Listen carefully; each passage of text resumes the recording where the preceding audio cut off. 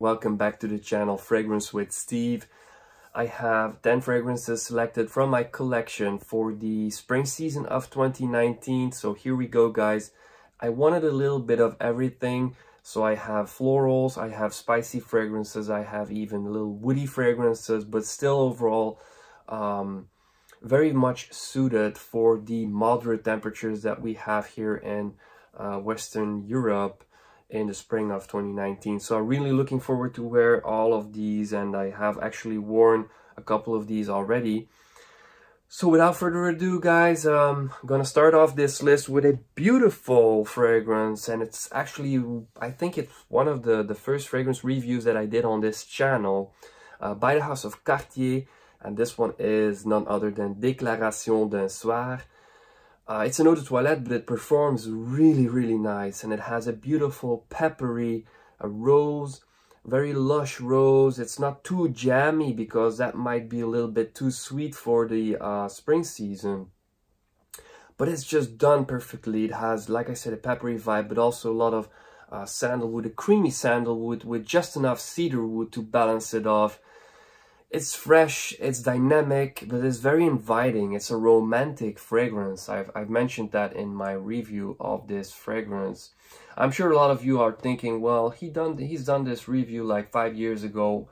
How come this fragrance is not empty yet? Well, I have this with a lot of my fragrances. I rotate through them and I have so many, so it's very hard to finish a bottle.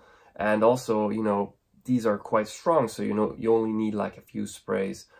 But I truly adore this fragrance, and I'd recommend you to check it out if you were looking for a rose-based fragrance and you don't want to spend extremely high amount of money for it. Like, this is one of the best designer rose-based fragrances that I can think of. Alright guys, next is a fragrance by Montal, and this is called Starry Nights. It could also be a great summer scent, but it has a very potent patchouli and woody core, actually, a lot of musk as well. Luckily, there is enough bergamot and citrus in the top that lingers on forever. You know, Montals are known for their potency due to the citrusy tart fresh opening that lingers on. It's wearable. Again, a really nice type of rose in here. Combination that is also very inviting, maybe a little bit more of a statement maker than Déclaration d'un soir, but want to check out if you haven't. Starry Nights, my second choice in this list. The third fragrance is again one that is close to my heart, one that is, it's actually, I think it's my second or third fragrance in the niche side of fragrances that I actually purchased by the house of Tom Ford. This one is called Caffe Rose. So it doesn't necessarily have a lot of cafe or coffee in here. It's more like the scent of a milky, creamy coffee that has been brewed for a couple of minutes. Not necessarily a strong note of coffee. It's more about the rose in this fragrance. There's a beautiful saffron note in here as well. And again, a musky dry down. But it's all blended into a very airy and an opulent fragrance that is never too invasive. It doesn't really burn your nostrils or anything like that. It's very charming. I personally think it's very unisex. I know a lot of people in Fragrantica mention that it's they find it quite feminine. I don't get that at all. I'm sorry. I don't get the comments like it's a grandma type of fragrance. I've never been told so. Basically, a lot of people like to smell this one on my skin, and I do recommend it to check this one out because I feel like this is one of the more underrated fragrances by Tom Ford. So Caffe Rose is my third choice for this list. Okay, the fourth fragrance is by the house of Chanel, and the fragrance is called Gugu Mandel. So Gugu Mandel is just one of the most delicious Chanel fragrances that I have ever smelled. Honestly, this fragrance is all around that note of milk chocolate, like a very gourmandish type of fragrance. It has a beautiful patchouli note mixed in there. It's creamy, but it's still spicy, but it's fresh at the same time. It's just, it has a little bit of everything. This is an eau de toilette that performs like an eau de parfum. It lasts me like 8 to 10 hours easily. And it projects, like this fragrance smells across the house. It's just a beautiful fragrance. Check it out if you haven't, by Chanel, Gugu Mandel. Alright guys, the fifth fragrance is by Narciso Rodriguez. This one is the EDP, Narciso Rodriguez for him. It's a musky fragrance. It has a sweet red berries note in there, so it's fruity, but it's not necessarily too sweet. It's just the most delicious designer musky fragrance that I have put my nose on.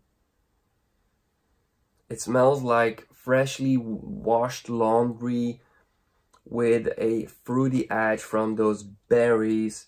It has a little bit of a spiciness to it, but overall it's very gentle. It's a thick fragrance. It leaves a nice sillage when you walk by. Not necessarily a projection monster. It's more of like a fragrance that will leave a trail, and you can smell it the entire day. It's an eau de parfum, like I told you, but it's not necessarily going to project all across the room. I would say colder spring days because it's quite dense, so I wouldn't wear this one in the summer, but a great spring choice all at that. So the fifth fragrance, Narciso Rodriguez for him. Going over to number 6 is one by the house of Maison Francis Kurkdjian. Yeah, in my opinion, it's one of the more versatile fragrances that he has made. You either love it or hate it. This is one that there's nothing in between. So I personally love it. Baccarat Rouge 540. It's a beautiful sweet type of floral fragrance, and it has a beautiful ambergris note in there, which makes it very luxurious. Like, it has a playful but elegant, luxurious vibe. What can I say more about this fragrance? I've done a review about this one. If you're curious, I will put a card in the corner so you can check that one out. So that's number 6, Baccarat Rouge 540. Going over to number 7, guys, I have just done a review on this fragrance. It is Portfolio by Al Haramain. I'm not necessarily recommending you this one because aside from the price tag, if I have to choose one out of the two, I would still go for Portrait of a Lady, because like I told you in the review of this fragrance, I feel like, to me, the dry down of Portrait of a Lady has a little bit more to offer. But Floral Sculpture and the Portrait of a Lady are definitely brother and sister, and they share a very similar vibe, especially like I told you in the opening and the mid, they are very close. So for the price point, you can't go wrong with this one. But if you can afford to do so, check out Portrait of a Lady. I know it's a lot more expensive, but you know, it's a very good one. Both of these great summer spring fragrances, a beautiful rose, patchouli, sandalwood combination in here. It's very strong, but it's never too aggressive. I'm on my skin, at least, the notes work really well, and especially after a couple of hours, it just blends together to be beautiful, like an elegant and sophisticated, mysterious fragrance, either one of these two. So check this one out if you are not familiar with them. So going over to number 8 in this list is, again, no surprise probably for a lot of you. You could have seen this coming. By Roja Dove, this one is Amber Oud. Amber Oud is probably my favorite rose / ambergris fragrances that I have in my collection. The note of ambergris is so present in this fragrance that it's just, it has like an addictive thing to me. Whenever I want to spray something that makes me feel very comfortable, very in touch with myself, and I know that a lot of people will appreciate, then I will spray Amber Oud. For the spring, I wouldn't go with like 6 sprays, even though like you wouldn't necessarily need that much sprays, but like in the winter I could definitely go with that much. But in the spring I would like go with 3 or 4 sprays and I would be good to go.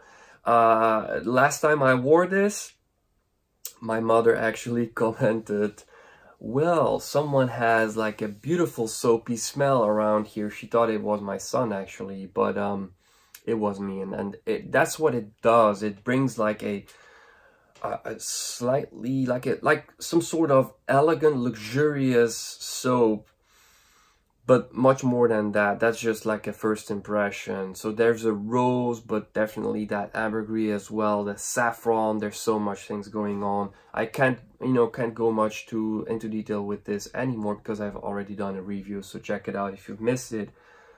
But a great recommendation in this spring 2019 list. At number 8, Amber Oud. Going over to number 9 is no surprise. I've mentioned it in my 4 for Life video that this could possibly be my my choice for the spring season if I would only be able to keep 4 fragrances.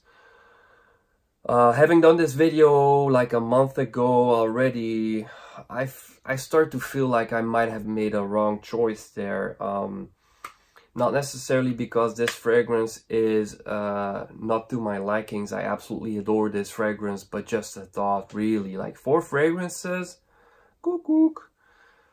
Azzaro pour Homme, the eau de toilette. I have an older style bottle. For spring though, this is one of the best fragrances you can have.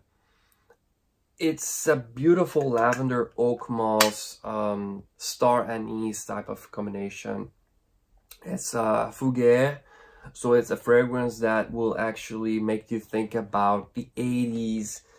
It might have some memory. You might have some memories from your father or grandfather with this scent. It's a barbershop type of scent, but I truly adore this one, and it is a great spring scent, in my opinion. Alright guys, and then for the last fragrance, last but not least actually, this is by the house of So Oud, and the fragrance is called Nur Eau Fine.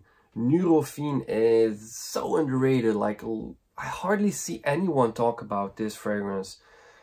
If you like chamomile as a note, like if you're a tea drinker, if you like tea and you enjoy chamomile, chamomile is one of the most prominent notes in here, but it also has a green vibe. It's also a little woody. It's very spicy. It's airy as well. It feels transparent, but it has a lot of character. There's a lot of leather in here as well. Oh my god, this is truly one of the most artistic and still wearable, which is very important because I have a lot of fragrances that are artistic but hard to wear. But this one, I feel like it's still wearable, and for spring it's an awesome choice. You can wear this one year round. Probably not the best choice for summer because of, you know, that leather note in there, but even so, great choice. Check it out if you haven't. I'm stressing this one most out of the entire list probably.